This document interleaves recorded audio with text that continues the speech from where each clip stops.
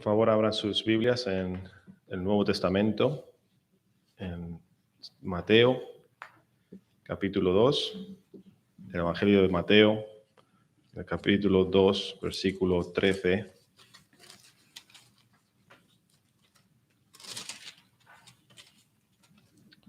Matthew chapter 2, verse 13. Dice la palabra del Señor: Después que partieron ellos, he aquí un ángel del Señor apareció en sueños a José y dijo: Levántate y toma al niño y a su madre y huye a Egipto y permanece allá hasta que yo te diga. Porque acontecerá que Herodes buscará al niño para matarlo. Y él, despertando, tomó de noche al niño y a su madre y se fue a Egipto. Y estuvo allá hasta la muerte de Herodes, para que se cumpliese lo que dijo el Señor por medio del profeta cuando dijo: De Egipto llamaré a mi hijo. Herodes entonces, cuando se vio burlado por los magos, se enojó mucho y mandó matar a todos los niños menores de 2 años que había en Belén y en todos sus alrededores, conforme al tiempo que había inquirido de los magos. Entonces se cumplió lo que fue dicho por el profeta Jeremías cuando dijo: Voz fue oída en Ramá, grande lamentación, lloro y gemido. Raquel que llora a sus hijos y no quiso ser consolada porque perecieron. Pero después de muerto Herodes, he aquí un ángel del Señor apareció en sueños a José en Egipto, diciendo: Levántate, toma al niño y a su madre y vete a tierra de Israel, porque han muerto los que procuraban la muerte del niño. Entonces él se levantó y tomó al niño y a su madre y vino a tierra de Israel. Pero oyendo que Arquelao reinaba en Judea en lugar de Herodes, su padre, tuvo temor de ir allá. Pero avisado por revelación en sueños, se fue a la región de Galilea. Y vino y habitó en la ciudad que se llama Nazaret, para que se cumpliese lo que fue dicho por los profetas, que habría de ser llamado Nazareno. Amén. Alabado sea el Señor.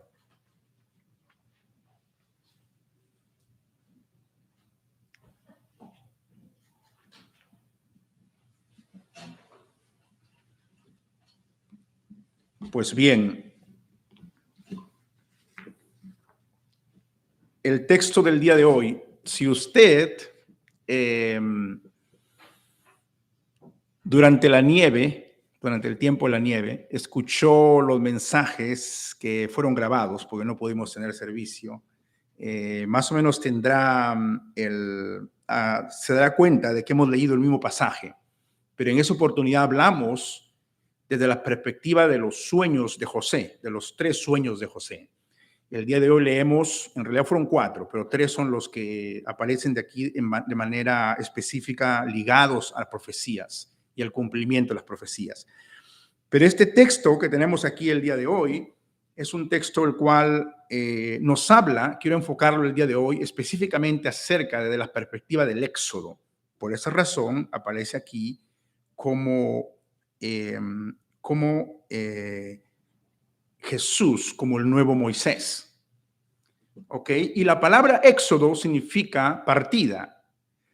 Para nosotros es difícil muchas veces ligar el concepto de Éxodo con la partida de Jesús, porque tenemos diferentes palabras para hablar de Éxodo y de partida. Pero cuando Jesús dijo, por ejemplo, en varias partes del Evangelio, como en Mateo y Lucas, dice, Él les habló de su partida. La palabra en el griego para partida es la palabra éxodo, porque la palabra éxodo simplemente significa salida, partida. Entonces, aquí nos muestra en esta historia 3 partes del éxodo de Jesús y cómo Jesús vuelve a realizar el éxodo en su propia vida. En primer lugar, vamos a ver Jesús enviado hacia Egipto, lo cual representa la historia de Israel, el cual por la mano de Dios fue enviado hacia Egipto. Luego vamos a ver cómo Jesús está en Egipto, en el corazón de Egipto. Y luego vamos a ver cómo Jesús es llamado de Egipto, cómo Jesús es sacado de Egipto en el Éxodo. Entonces, hacia Egipto, en Egipto y fuera de Egipto.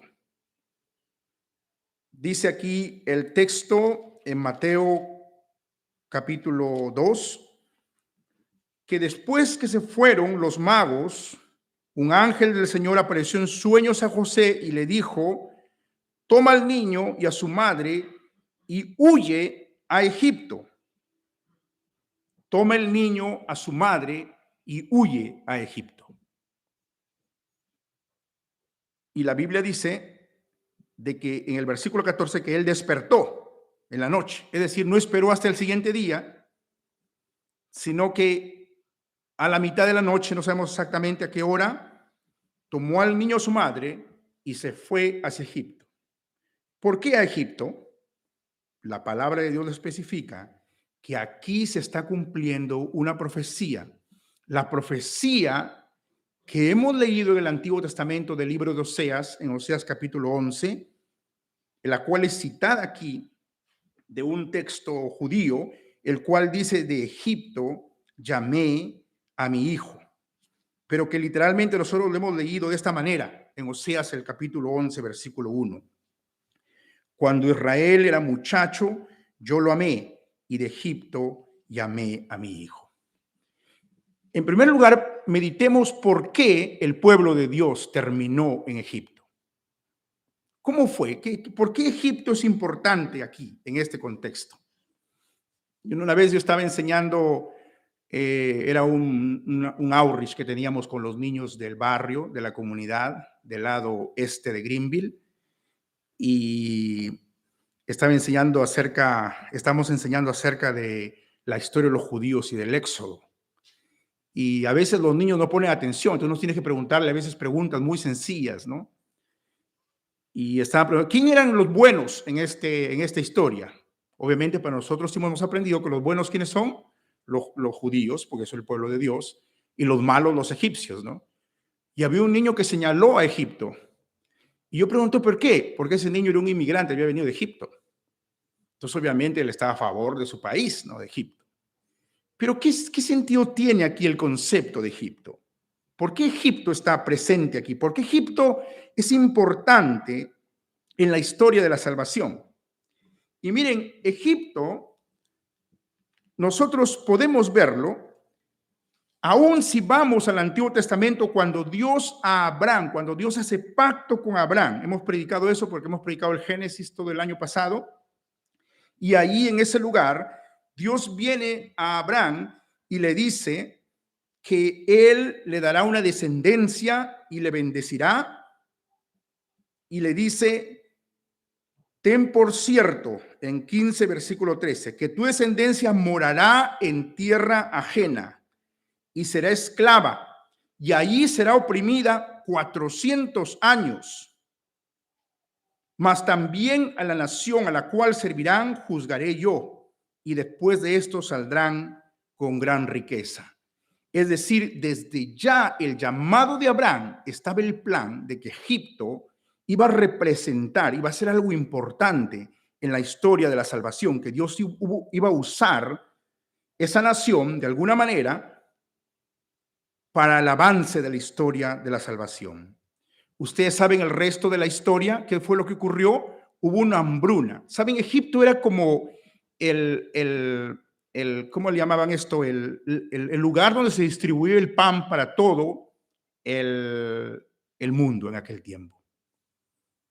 El bread basket, se dice en inglés, ¿no? Sé más inglés que español, ahora no sé qué. Como eran algunas colonias aquí en el pasado, ¿no? Eran como el lugar, el origen donde estaba toda la abundancia. Ese era Egipto en aquel tiempo. Pero venía una hambruna y gracias a la interpretación de los sueños de José, ¿qué fue lo que pasó? Dios protegió la provisión de Egipto. Y fue entonces que cuando Dios usa este acto de vender a su hermano de parte de los hijos de Jacob, para que de esa manera los hijos de Jacob sean salvos. Recuerden ustedes que José le dijo a sus hermanos: hermanos, ustedes hicieron esto para hacerme mal, pero Dios lo usó para la salvación, para la protección de este pueblo. Dios envía a una tierra ajena, en primer lugar, para protegerles. ¿Por qué Dios les envía a Egipto, a una tierra lejana, a una tierra ajena, donde un día van a ser siervos? No es porque Dios no les ama, no es porque Dios no tiene amor por ellos. Puede ser porque Dios de alguna manera castiga a su pueblo, pero es más que eso, es porque Dios expresa su amor de esa manera. Y miren, ¿qué aplicación tiene eso para nosotros el día de hoy? Quizás usted está atravesando o puede atravesar en su vida por una circunstancia, la cual es una circunstancia que le aliena, es decir, que nunca ha vivido, que nunca ha experimentado, que usted no quería experimentar. Y usted se pregunta cómo Dios, en su amor, permite que yo esté atravesando por este desierto. Cómo Dios en su amor permite que nosotros como iglesia estemos padeciendo, sufriendo este tiempo fuera de nuestro hogar, fuera de la paz que el hogar nos inspira. Y es allí donde debemos recordar que no necesariamente, aunque Dios castiga, pero no necesariamente es por la consecuencia del castigo, sino muchas veces es porque Dios le ama a usted y quiere protegerle. Realmente a veces es muy difícil entender. Uno a veces tiene peticiones de oración, uno le pide a Dios algo y Dios pareciera que no le escucha, ¿no? Yo hubiera querido que mi padre viviera un poco más de tiempo, ¿verdad? Para yo poder ir y realizar su funeral en aquel lugar. Pero no lo fui permitido. No lo fui permitido. No fue la voluntad de Dios. Hay cosas que nosotros no podemos entender, pero Dios lo entiende perfectamente. Y Dios tiene un propósito. ¿Por qué nos hace atravesar por esos éxodos? Más importante, hermanos, Cristo aquí representa aquel Hijo amado. El Hijo amado, el cual Él mismo, por amor a nosotros, experimenta huir a tierra ajena. Pueden pensar el Dios de toda la humanidad, el Dios grande, el Rey de Reyes, nace en su tierra, porque la Biblia dice aquí en Mateo, el capítulo 1, que Él era el hijo de David, del gran rey David. El hijo del gran rey David nace en su tierra, pero no puede permanecer allí. Tiene que irse a una tierra ajena. Tiene que alienarse en un exilio. Tiene que huir a Egipto. Miren, aquí se ve mucho el amor profundo del Padre por nosotros. ¿Por qué Dios usa estos ejemplos sublimes como el amor de un padre o de una madre, ¿no? ¿Qué amor más grande hay? Es un amor el que está dispuesto a ir más allá de lo que se le requiere. ¿Usted ama a alguien aquí? Si usted ama de corazón a alguien, usted sabe que usted está dispuesto a hacer algo extra por esa persona. Que aún una carga, un sufrimiento no va a ser difícil para usted, porque usted tiene amor. Miren, es interesante que este texto bíblico apunta a Oseas. Ustedes saben que Oseas es el profeta el cual quería convencer al pueblo de que Dios le amaba. Oseas le decía al pueblo, Dios le ama. ¿Y saben qué hizo Oseas para convencer? Porque Dios le mandó. Tomó como esposa una prostituta. Exactamente no sabemos qué tipo de prostituta era. Hay una discusión sobre eso. Pero tomó una mujer la cual le era constantemente infiel. Pero Oseas lo amaba y lo rescataba a esa mujer para que vuelva a él por el amor profundo que él tenía. Y eso era un ejemplo sublime del amor de Dios que Dios tiene por sus hijos, que está dispuesto a ir incluso al corazón de Egipto, de una nación ajena, con el objetivo de rescatarnos. ¿Hasta dónde estaría dispuesto usted a ir por su hijo o por su hija? ¿Hasta dónde usted estaría dispuesto a ir por su amado o por su amada? el ejemplo más grande que Dios nos pone es que, mire, este José, el cual siendo el padre adoptivo de Jesús, tuvo la responsabilidad. ¿Se imaginan ustedes levantarse en la noche y ver a dónde voy a ir, cómo voy a salir con mi esposa y con mi hijo adoptivo en medio de esta dificultad, huyendo, escapando? Esta es la imagen del amor profundo del Padre por usted. Si Dios lo ha enviado a Egipto, si Dios le envía a usted a Egipto, si Dios le hace atravesar por desiertos, Él no lo hace de fuera, Él va con usted.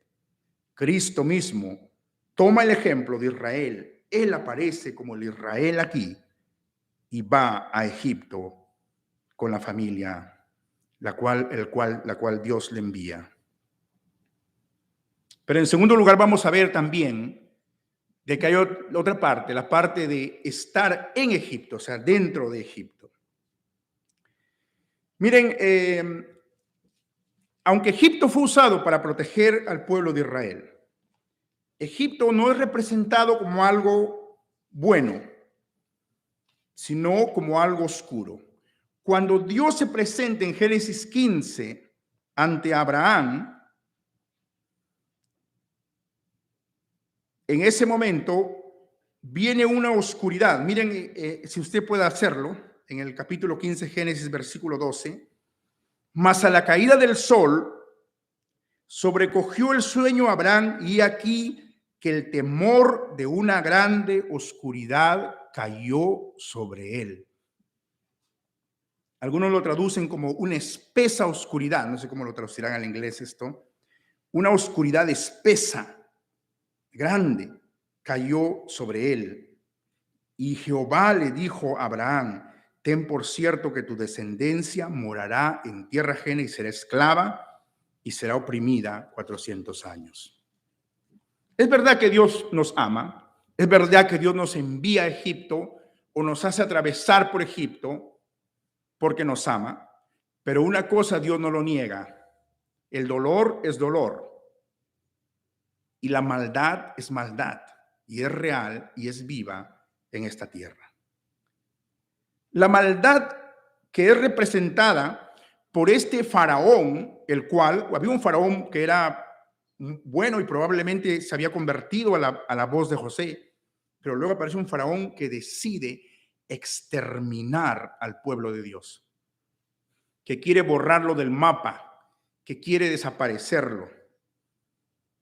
¿Se acuerdan ustedes? ¿Y qué es lo que hace?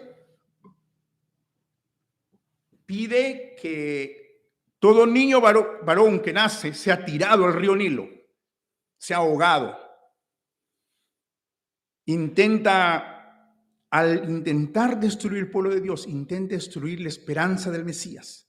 Y es aquí representada en el Nuevo Testamento en el rey Herodes. El rey Herodes, el cual es un hombre cruel. Habíamos dicho ya de que Julio César decía de que era preferible ser el puerco, ¿no?, el chanchito de Herodes, antes que ser su hijo, porque él había matado a 2 de sus hijos. Él representa completamente el antítesis del amor paternal. Representa la crueldad y la maldad, el cual viene y mata a los niños en esta gran matanza. Y nosotros vemos aquí en el versículo 18 esta frase que suena un poco extraña para nuestros oídos, especialmente para los oídos de los cuales creemos en los clichés de la rápida consolación, ¿no? Voy a explicar en qué consiste eso. Pero en primer lugar, en versículo 17 dice: entonces se cumplió lo que fue dicho por el profeta Jeremías cuando dijo: voz fue oída en Ramá, grande lamentación, lloro y gemido. Raquel, que llora a sus hijos, ¿y qué dice aquí? No quiso ser consolada. No quiso ser consolada porque perecieron. ¿Qué pasa cuando alguien no quiere ser consolado? A veces nos incomoda, ¿no? Hay gente que a veces está ahí sufriendo y no quiere ser consolado, por más que le damos consolación. aquí nosotros vemos el ejemplo de Raquel, la cual llora por sus hijos. Es un símbolo porque Raquel no está allí, pero Raquel representa el corazón de madre, el cual ve niños menores de 2 años, la esperanza de Israel, la esperanza del Mesías, ser muertos en una destrucción tremenda, y no hay consolación. Una palabra de consolación resulta ser un insulto para Raquel por la evidencia profunda de la maldad y de la crueldad que es representada aquí.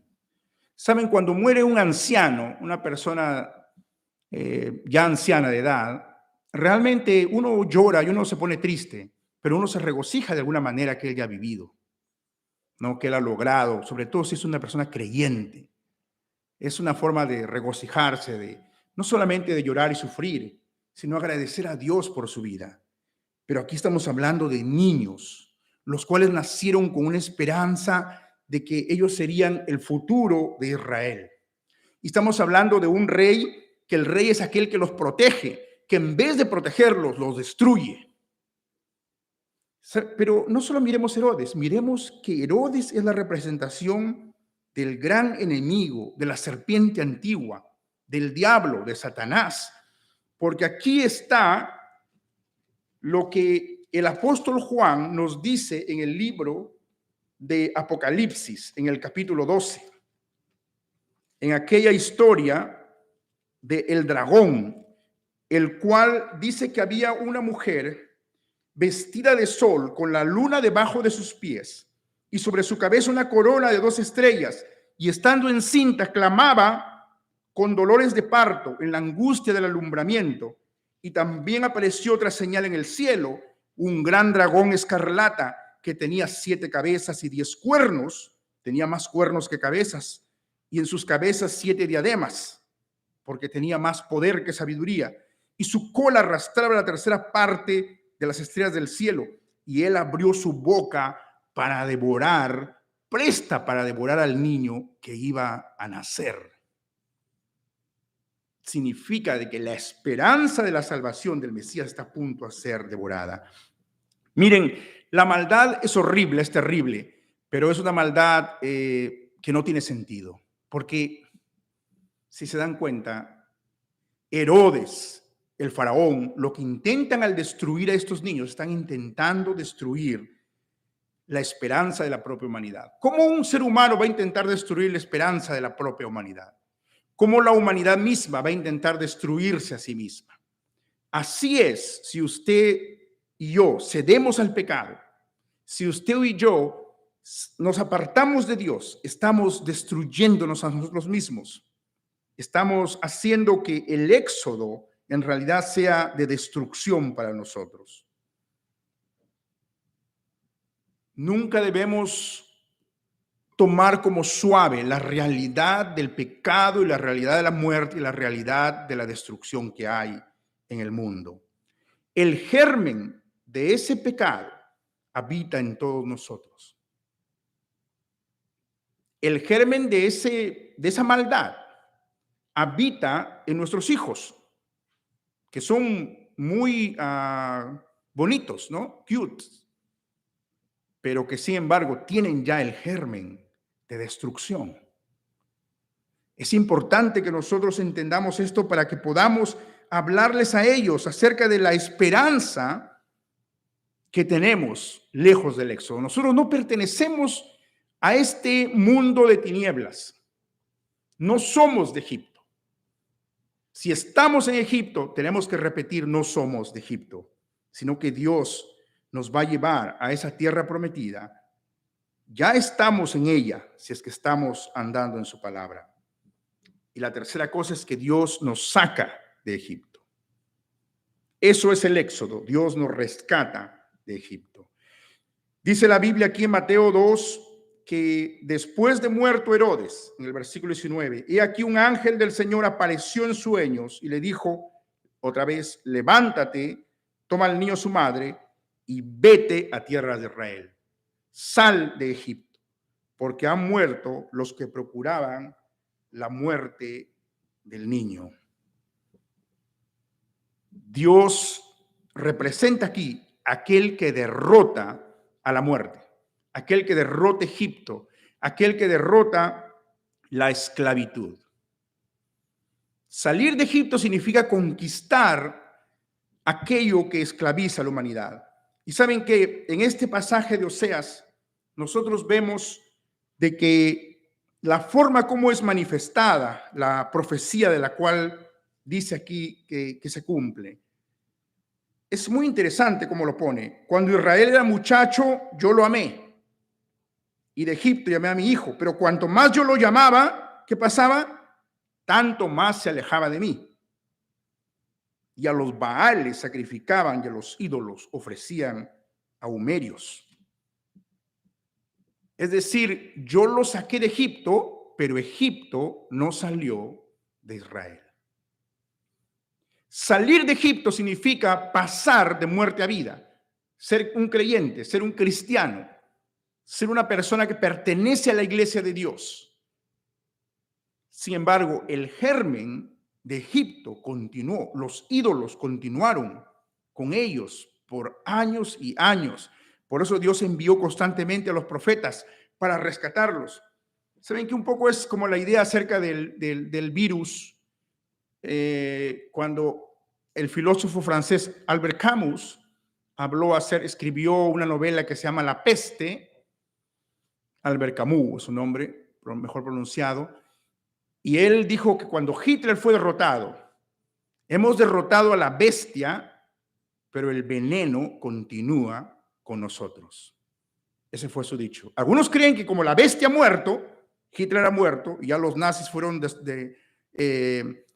sacados del poder, ya hemos solucionado y ya está todo bien.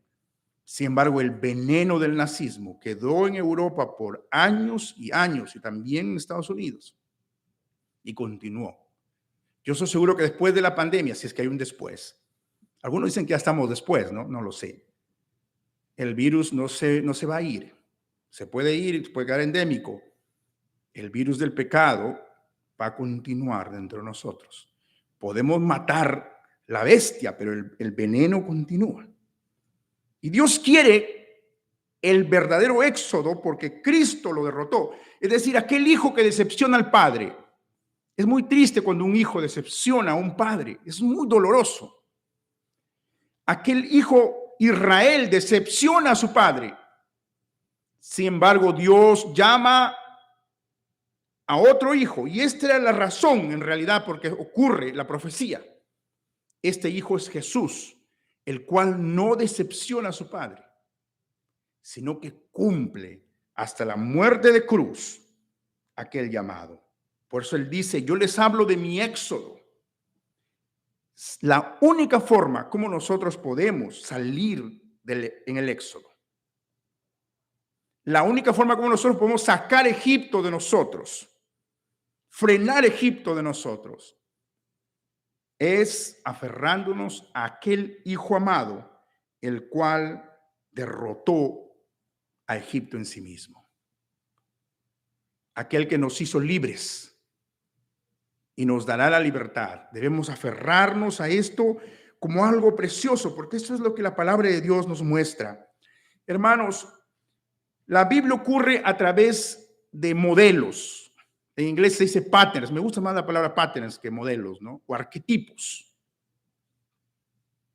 De alguna manera, la creación constituye un tipo de éxodo, porque Dios saca las cosas del caos, ¿no? Es verdad, de la oscuridad del caos, de las tinieblas y del caos, es donde crea todas las cosas.